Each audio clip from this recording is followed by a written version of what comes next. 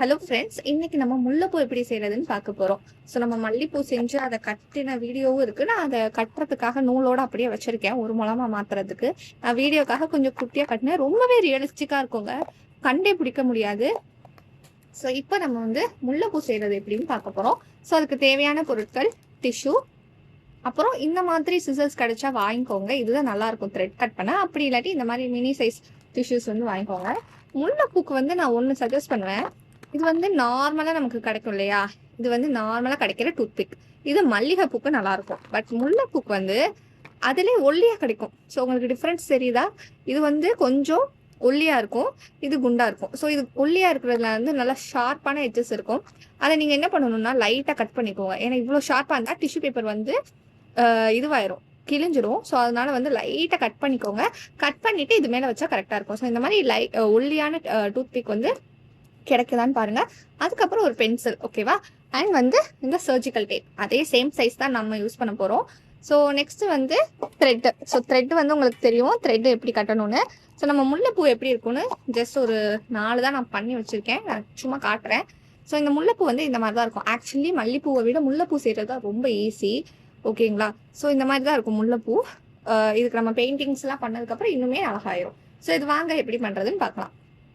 இன்னைக்கு வீடியோவில் நம்ம கட்டிங்ஸ் மட்டும்தான் பார்ப்போம். நாளைக்கு வீடியோவில் தான் அதை எப்படி ரோல் பண்ணுறது முல்லைப்பூ மாதிரி அப்படிங்கிறது பார்ப்போம். ஸோ இதுக்கு வந்து இந்த மாதிரி ஒரு காயின் வந்து பெரிய 1 ரூபா காயினோ இல்லை பெரிய 2 ரூபா காயினோ தான் வேணும் முல்லைக்கு வந்து, சரிங்களா? ஸோ இதில் வந்து நான் ஈஸியாக உங்களுக்கு சொல்கிறேன். ஃபர்ஸ்ட் வந்து நான் ஒரு டிஷ்யூ எடுத்துக்கிறேன், சரிங்களா? ஸோ டிஷ்யூ எடுத்துகிட்டு அன்ஈவன் சைட்ஸை வந்து ஃபர்ஸ்ட் கட் பண்ணிக்கோங்க. இப்போ எனக்கு இங்கே அன்ஈவனான சைட்ஸ் இருக்குது. ஸோ நான் அதை ஃபர்ஸ்ட் வந்து கட் பண்ணிக்கிறேன். இந்த முல்லைப்பூக்கு வந்து என்ன பண்ணணும்னா நம்ம 4ஆ பிரிக்கணும். அதாவது இங்க ஒரு கட்டு, இங்க ஒரு கட்டுன்னு பிரிக்கணும். பட் நான் வந்து சிம்பிளா டக்குன்னு செய்யறதுக்கு என்ன செய்வாங்கிற ட்ரிக்கை வந்து உங்களுக்கு சொல்றேன். ஸோ ஒரு 2 சைடு இங்க நமக்கு ஓப்பன்ல தான் இருக்கும். ஸோ இந்த 2 சைட்ல தான் க்ளோஸா இருக்கும், சரிங்களா? ஸோ அப்போ வந்து என்ன செய்யணும்னா ரொம்ப இந்த எட்ஜில் வந்து லைட்டாக ஒரு சின்ன கட்டு கொடுத்தீங்கன்னா ஆட்டோமேட்டிக்கா அதுவே ஓப்பன் ஆயிரும். ரொம்ப லைட்டான கட் தான் நான் சொல்றேன், சரிங்களா? இந்த மாதிரி இது இல்லாமல் லைட்டான கட் தான், ஓகேங்களா? ரொம்ப இதுவாக கொடுத்துடாதீங்க, பெரிய கட்லாம் கொடுக்காதீங்க. சும்மா லைட்டாக ஒரு கட்டு கொடுத்தா போதும். அண்ட் வந்து இந்த சைடு ரெடி. 3 சைடுமே நமக்கு ஓப்பனில் தான் இருக்கும். 3 சைட்லையுமே சின்னதாக ஒரு கட்டு கொடுத்துக்கோங்க. இந்த சைடுமே ஒரு கட்டு, இந்த சைடுமே ஒரு கட்டு. 2 சைடு க்ளோஸில் இருக்கும், 2 சைடு ஓப்பனாக இருக்கும். ஸோ 2 சைடு வந்து கட் கொடுத்துக்கோங்க. கட் வந்து சின்னதாக கொடுங்க, மெல்லிஸாக கட் கொடுங்க, ஓகேவா? ஸோ இப்போ 4 சைட்ஸுமே உங்களுக்கு ஓப்பனில் தான் இருக்கும், ஓகேவா? ஸோ இப்போ வந்து இதுதான் சிம்பிளாக இருக்கும். நீங்கள் ஒன்று ஒன்றா பிரித்து பண்ணுறதை விட இது ஈஸியாக இருக்கும்.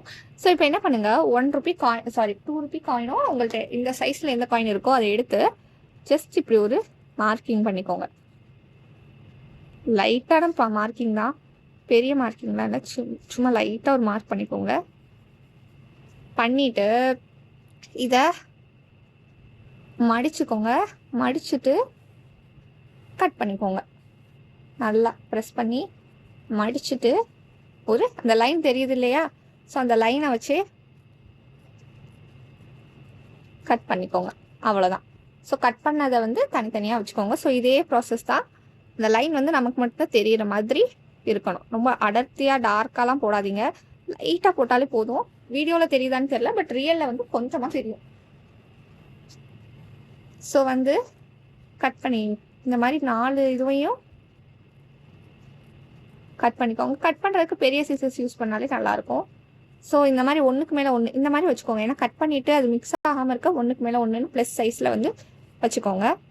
ஸோ லாஸ்ட்டாக இருக்கிறதையுமே அதே மாதிரி மடிச்சுக்கோங்க. ஸோ ஆக்சுவலி முல்லைப்பூ செய்கிறது வந்து ரொம்ப ஈஸி கம்பேரிட்டிவ்லி மல்லிப்பூவை விட. ஆனால் என்ன, முல்லைப்பூவை வந்து கொஞ்சம் பார்த்து செய்யணும். மல்லிப்பூ மோஸ்ட்டாக கிளியறதுக்கு வாய்ப்பே இருக்காது. ஆனால் முல்லைப்பூ வந்து ரொம்ப நம்ம பேப்பர்ஸ் கம்மியாக தான் யூஸ் பண்ணுவோம். ஸோ அதனால வந்து முல்லைப்பூ கிழிஞ்சிரும். ஸோ அதனால் பார்த்து பண்ணணும். ஸோ இது வந்து நான் எட்ஜஸ் வந்து கொஞ்சம் கட் பண்ணிக்கிறேன். ஏன்னா இது வந்து கொஞ்சம் அதிகமாக இருக்கிறதுனால நான் கட் பண்ணிக்கிறேன். அவ்வளோதான். ஸோ முடிஞ்சு. ஸோ இப்போ வந்து நமக்கு 4 கிடச்சிருச்சு இல்லையா? ஸோ இதுலயும் சேம் நம்ம என்ன பண்ணுவோம்னா, நம்ம மல்லிப்பூக்கு என்ன பண்ணுவோம்? அதே மெத்தட் தான். இதுல 4 இருக்கும். ஓகேங்களா? 1ல 4 இருக்கும். ஸோ இத வந்து இங்கே இந்த மாரி வச்சுக்கோங்க. வச்சு ஒரு கட்டு. இத வந்து ஒண்ணுக்கு மேல ஒண்ணுன்னு வைக்கக்கூடாது. தனித்தனியா தான் வைக்கணும். ஓகேங்களா? ஏன்னு சொல்லிடுறேன். இதுல ஒவ்வொரு ஷீட்டு தனித்தனியா இருக்கு. ஸோ ஒவ்வொரு ஷீட் தனித்தனியா இருக்கும்போது அதுக்கு மேல வச்சீங்கன்னா, நமக்கு வந்து இப்படி வச்சுட்டீங்கன்னா தெரியாது. 2மே ஒண்ணு சேர்ந்துரும். சரிங்களா? ஸோ தனித்தனியா இருக்கணும். இது ஒண்ணுக்குள்ள 4 ஷீட்ஸ் இருக்கு. ஓகேவா? ஸோ தனித்தனியா வைக்கணும். இதே மாதிரி முல்லைப்பூக்கு கட் பண்ணிக்கோங்க. இன்னைக்கு நான் வந்து ஒரே ஒரு இதுதான் செஞ்சு காட்டுறேன். கட் பண்ணி. ஸோ முல்லைப்பூக்கு செய்கிற அந்த பட்ஸ் வந்து ரெடி ஆயிடுச்சு. ஸோ இதை பேலன்ஸ் இருக்கிறதையும் நம்ம அப்புறம் கட் பண்ணிக்கலாம். இப்போ அந்த முல்லைப்பூக்கு நம்ம உள்ள வந்து இந்த பட்ஸ் வச்சதுக்கு மேலே நம்ம வந்து ரெக்டாங்கிள் ஷேப்பில் வந்து மடிப்போம் இல்லையா? நமக்கு வந்து மல்லிப்பூக்கு வந்து ஸ்கொயர் இருக்கும், அப்புறம் ரெக்டாங்கிள் இருக்கும். ஆனால் முல்லைப்பூக்கு ஸ்கொயர் இருக்காது. அதுக்கு பதிலாக வெறும் ரெக்டாங்கிள் மட்டும்தான் நம்ம கொடுப்போம். ஏன்னா முல்லைப்பூ வந்து ஒல்லியாக இருக்கிறதுனால நமக்கு வந்து அடர்த்தி தேவைப்படாது. ஸோ சேம் மெத்தட் தான் இங்கேயும் நான் செய்கிறேன். 4 சைடில் 2 சைடு இப்படி பொறுமையாக கட் பண்ணால் போதும். இந்த கம்மியாக கட் பண்ணிக்கோங்க சரியா? ரொம்ப அதிகமாக கட் பண்ணிடாதீங்க. இதை வந்து இப்படி இந்த சைடு வந்து ஒரு ஃபோல்டு. ஓகேங்களா? ஃபோல்டு பண்ணிட்டு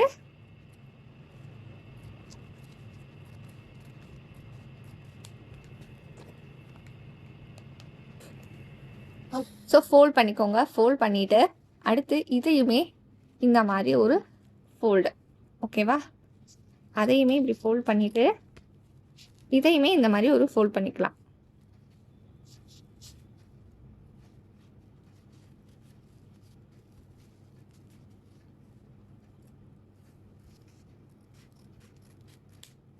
ஸோ இப்போ உங்களுக்கு நிறையா கிடச்சிரும். இந்த கையிலே இந்த மாதிரி பண்ணிக்கோங்க. இப்படி பண்ணும்போது டக்குன்னு பேப்பர் வந்து பிரிஞ்சுக்கும்.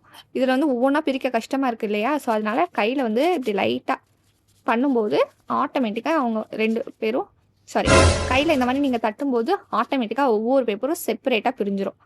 உங்களுக்கு ஈஸியாக இருக்கும் வேலை பார்க்குறதுக்கு. தேய்ச்சிடாதீங்க, லைட்டாக இப்படி தடவுனா போதும். ஸோ அவ்வளோதான். இன்னைக்கான கட்டிங் வீடியோ இவ்வளோதான். ஸோ முல்லைப்பூ கட்டிங் எப்படி அண்ட் முல்லைப்பூக்கு ரெக்டாங்கிள் கட்டிங் எப்படின்னு பார்த்துட்டோம். நாளைக்கு முல்லைப்பூ செய்கிறது எப்படின்னு பார்க்கலாம்.